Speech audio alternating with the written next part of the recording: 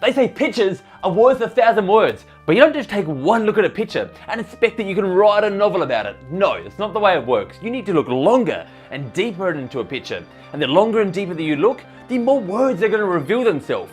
The first time I looked at Inmost, it was like a layer cake. Every time I looked at it after, another layer revealed itself and another layer. And the more that I looked at it, the more I could see the hard work, the effort that went into making each animation in this, every piece of art that I see. You can see the blood, sweat and tears that went into this game. And I'm not just talking about when the little girl falls off the shelf and cuts herself. Why am I smiling about that?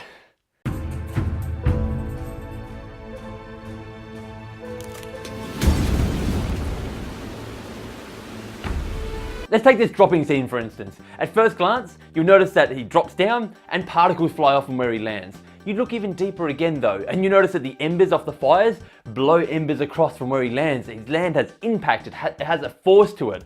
And lastly, if you look even deeper again, you notice that dust comes off from where the box is and blows, and that same impact blows it through the air. This is just one scene that I chose to pull apart and take a look at. But there are hundreds, not hundreds, that's a lot of scenes in this trailer that I could choose to do the same thing to here, and we could get the same value out of. I'm not going to pull them apart, but a couple more scenes here. This bowl dripping one where the water drips over the edge of the bowl, you can kind of see how much effort went into that. Oh, when the door slams behind this little girl, you notice her cringe. You can feel it. And even as the moon passes across in this scene, you notice that the trees block out the moon a little bit and the lighting changes. Lots of little effects, lots of little bits of effort that went into this. And now that we're going to get into the deeper information here, I just want to convince you why this trailer, why it stood out to me, why it mattered to me. Because normally this would just be another puzzle platformer with some horror aspects that I'd be like, it's another one. But this game, they seem to have put some real effort into it.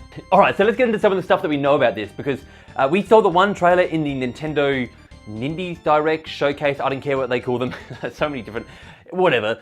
But that wasn't the only trailer. There has been the initial reveal trailer for when it was announced for Steam, and there's also obviously information on their website that I don't think has just been readily available in these trailers. And so like some of this might be new information to anyone who hasn't really visited the website or done a bit of research on these games. And I want to jump through them because there's some interesting information here and stuff that might make you more keen on this game.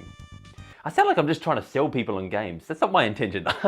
Now, if you're watching the trailer and you had your glasses on like I obviously did, you'll notice there's 3 playable characters. The first one is the knight type of class. I don't know, knight's the best way to describe it. They have a sword, it's a bit like hack and slash gameplay, and to kind of throw some recognizable names out there, maybe like Hollow Knight or what's the other one here? Dead Cells type of gameplay, where you're just hacking and slashing through enemies.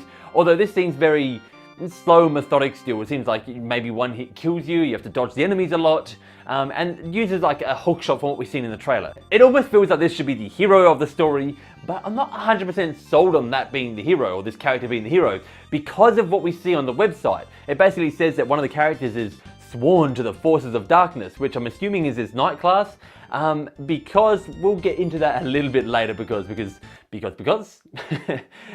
reasons. The second class that we see here, I'm calling him a class, although I don't know if frail bearded man is a class, but it is the frail bearded man. He seems to be more of like a puzzle solving type dude who's just always on the run from whatever bad stuff is kind of coming his way, which there always seems to be something.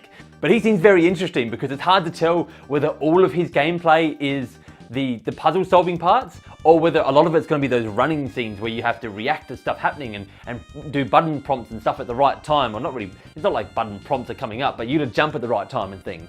Like the scene where he's being chased by the monstrosity here, and he kind of has to jump to the rope. I'm wondering if you're the one jumping there and you're the one running and doing all that, because that's rather exciting, and it kind of reminds me of the gameplay out of like other puzzle platformers like Limbo or something like that, where you're just trying to survive, you're not battling anything, you're literally just on the run from things. What I'm wondering here is, unlike the other knight class, he doesn't look like he wants to be here. He wants to be here, but what is his reason for being here in the first place? He's not here to battle monsters, he's here to obviously either rescue someone or find something, or what is his reason? And the whole story to this whole thing is kind of interesting to me. I wish we knew more, but I can't wait to learn a little bit more. And then I'm guessing the last character we play as is the little girl, only because we see her doing several different movements, so I'm guessing you're playing as her. And as well as when we're in there seems to be an attic type room where you see the giant scary looking rat, which is, this whole trailer's full of giant scary looking stuff. But the giant scary looking rat at the top here, behind him something is glowing, and so I'm guessing like that's the idea, we're entering that room to get whatever is glowing behind that rat. And so I feel like she's just going to be around the house puzzle gameplay.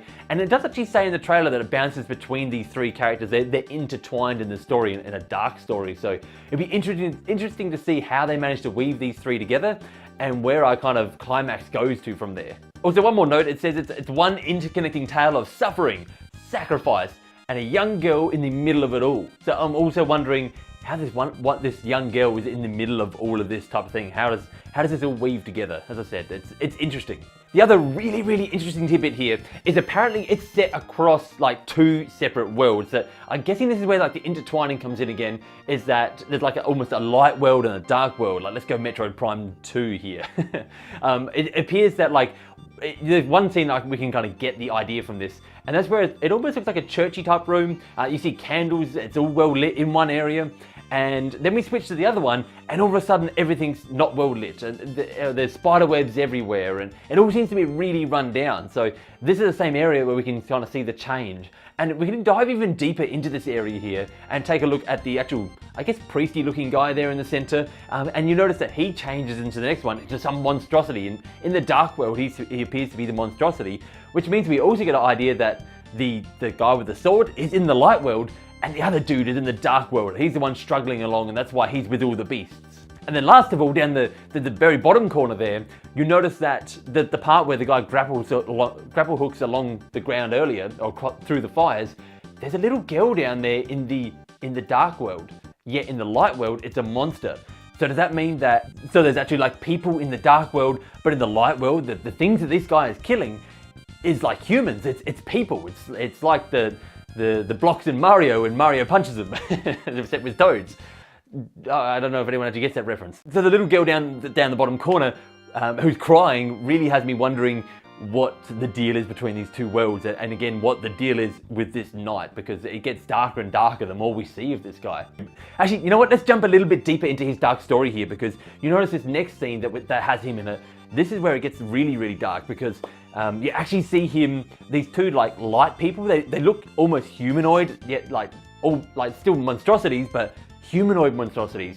And they just seem to be like standing around this fire or whatever it is, and he just kills them. Like it looks in cold blood. Like these people don't seem to be any threat to him. In fact, they just seem to be almost begging him to stop before he slays one of them.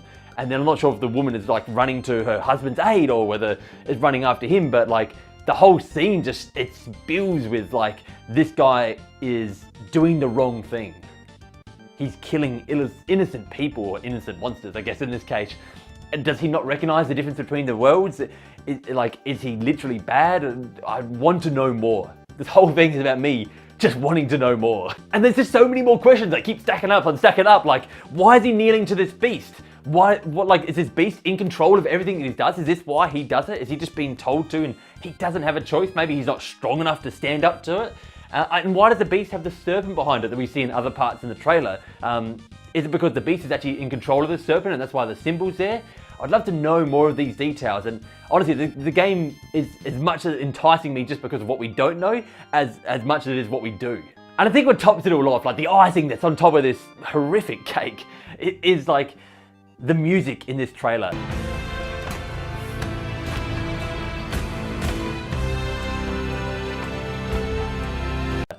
It perfectly builds up and everything kind of happens with it, and like I can feel the tension in it, so I felt like that just really suited to what was going on. They did a really good job with this trailer. Like I got to highlight that for them. Lastly, the only other thing that we really know is apparently it's going to have like secret passages and other places that you can go while you're exploring, which is really cool because like that way it's not a linear. A lot of these games fall into the linear route, not all of them, but a lot of them do kind of fall into there's one way to get through this, do it right, and that's all you got. By the sounds of it, there's going to be different paths and different areas to kind of, not areas, but different paths that you can take and secrets to find along the way. So that's rather exciting. I think that's going to do it for today. So why don't you let me know how you're feeling about this game or any other indies you're looking forward to. And remember, for great Nintendo entertainment, you can count on me. Today's end screen is for all the boys and girls who are going back to school, because my nephew has his first day of school tomorrow, and he's only 5, and I'm excited and nervous for him, and I hope everything goes well. So this is for him, and for the rest of you who are all going back to school, I hope everything goes all well. And goodbye.